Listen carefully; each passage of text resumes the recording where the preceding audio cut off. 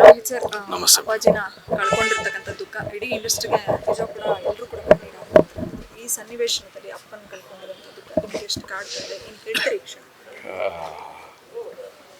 ಭಾಳ ದೊಡ್ಡ ಪ್ರಶ್ನೆ ಮೇಡಮ್. ಅದು ಯಾರಿಗೇ ಆಗಲಿ ತಂದೆನೇ ಪ್ರತಿಯೊಬ್ಬರ ಮಕ್ಳಿಗೂ ಅವ್ರ ತಂದೆಯೇ ಹೀರೋ. ಅವ್ರು ಯಾರು ಅಂತಂದಲ್ಲ. ನಾವು ಸತತವಾಗಿ 7 ದಿವಸ 8 ದಿವಸ ಸಣ್ಣದೊಂದು ಚೆಸ್ಟ್ ಪೇಯ್ನು ನಾರ್ಮಲ್ ಕಂಜೆಷನ್ ಅಂತ ಅಂದ್ಬಿಟ್ಟು ನಾವು ಸೇರಿಸಿದ್ವಿ. ಅವ್ರಿಗೂ ಗೊತ್ತಿರಲಿಲ್ಲ ಅನಿವಾರ್ಯತೆ, ಅಥವಾ ನಮಗೂ ಅಂದ್ಕೊಂಡಿರಲಿಲ್ಲ ಮಾಮೂಲಿ ಇರ್ತದೆ ಅಂತ ಅಂದ್ಬಿಟ್ಟು ಹೋಗಿದ್ದು. ಮಧ್ಯದಲ್ಲಿ ಒಂದು ಸ್ವಲ್ಪ ಭಾಳ ಗಂಭೀರವಾಗಿ ಆಗಿತ್ತು. ಸೊ ಈಗ ಒಂದು 2-3 ಡೇಸಿಂದ ಚೇತರಿಸ್ಕೊಂಡಿದ್ರು. ಸೊ ಮಲ್ಟಿಪಲ್ ಡಿಸಾರ್ಡರ್ ಆಗಿರೋದ್ರಿಂದ ಸೊ ಅನಿವಾರ್ಯತೆ ಇವತ್ತು ಬೆಳಗ್ಗೆ 9:30ಗೆ ಇದಾಯಿತು. ಸರ್ ತುಂಬ ಜನ ಗೆಸ್ಟ್ಗಳನ್ನ ಮಾತಾಡಿಸ್ತಾ ಇದ್ದಾಗ ಹೇಳ್ತಕ್ಕಂಥದ್ದು ಒಂದೇ ಮಾತು, ಅಂದರೆ ಕಲಾವಿದರು ಏಜ್ ಆದಂಥ ಸಂದರ್ಭದಲ್ಲಿ ತುಂಬ ಜನರು ಮನೆಯಲ್ಲಿ ಸರಿಯಾಗಿ ನೋಡ್ಕೊಳ್ಳಲ್ಲ ಅಂತ. ಆದರೆ ಪುಟ್ಟ ಮಗು ಥರ ಟ್ರೀಟ್ ಮಾಡ್ತಾಯಿದ್ರು, ಪುಟ್ಟ ಮಗು ಥರ ಸರಿಮ ವಿಜಿನ ನೋಡ್ಕೊಂಡ್ರು ಅವ್ರ ಮಕ್ಕಳು ಅಂತ ನಿಮ್ಮನ್ನೆಲ್ಲರೂ ಕೂಡ ತುಂಬ ಪ್ರೌಡ್ ಫೀಲ್ ಆಗಿ ಮಾತಾಡ್ತಾಯಿದ್ರು ಕೆಲ ಸೆಲೆಬ್ರಿಟಿಗಳು. ಏನು ಹೇಳ್ತೀರಿ ಸರ್? ಅದೇನೋ ನಮ್ಮ ತಂದೆ ಅಲ್ವಾ ಮೇಡಮ್, ನಮ್ಮನ್ನೆಲ್ಲ ಕಷ್ಟಪಟ್ಟು ಸಾಕಿ ಬೀದಿಲಿ ನಾಟಕ ಆಡಿ ಇವೆಲ್ಲ ಒಳ್ಳೆ ಎಜುಕೇಷನ್ ಕೊಟ್ಟಿದ್ದಾರೆ.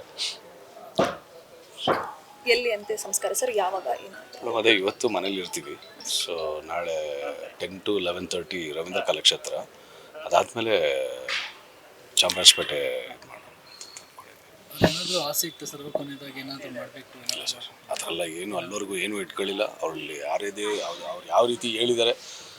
ಸೊ ನಾವು ಅವರು ಒಂದು ಮಾತು ಕೊನೆಗಾಲದಲ್ಲಿ ಮಾತಾಡಿರ್ತಕ್ಕಂಥದ್ದು ಅವ್ರಿಗೆ ಏನು ಬೇಕು ಎಲ್ಲ ರೀತಿಲಿ ನಾವು ನೋಡ್ಕೊಂಡಿದ್ದೀವಿ ಸರ್. ನನ್ನ ಕೈಯಲ್ಲಿ ಒಬ್ಬ ಮಗನಾಗಿ ನಾವಿಬ್ಬರು, ನಾನು ನನ್ನ ತಮ್ಮ ಇಬ್ಬರು, ಅವರು ಪ್ಲಸ್ ನಮ್ಮ ಇಡೀ ಕುಟುಂಬದವರು, ನಮ್ಮ ಮಾವಂದರು, ನಮ್ಮ ವೇಣುಗೋಪಾಲ್ ಅವರು, ನಮ್ಮ ಅತ್ತೆದಿರು, ಇಡೀ ಕುಟುಂಬದವರು ಅವ್ರಿಗೆ ಎಲ್ಲ ರೀತಿಲೂ, because he is a very lovely person, very jovial.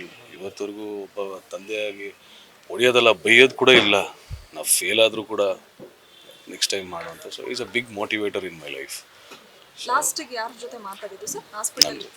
ಏನಾದರೂ ಪರ್ಟಿಕ್ಯುಲರ್ ಆಗಿ ಯಾವುದಾದ್ರೂ ಮಾತನ್ನು? ಆ ಥರ ಎಲ್ಲ ಏನಿಲ್ಲ. ಸೊ ಅವ್ರಿಗೆ ನಾನೇ ದೊಡ್ಡ ಮಗ ಅಲ್ವ, ಕುಟುಂಬನ ಚೆನ್ನಾಗಿ ನೋಡ್ಕೊ ಅಂತ ಇರೋದು ಇಬ್ಬರು ಮಕ್ಕಳು ನಾವು ಅಷ್ಟೇ. Thank you so much.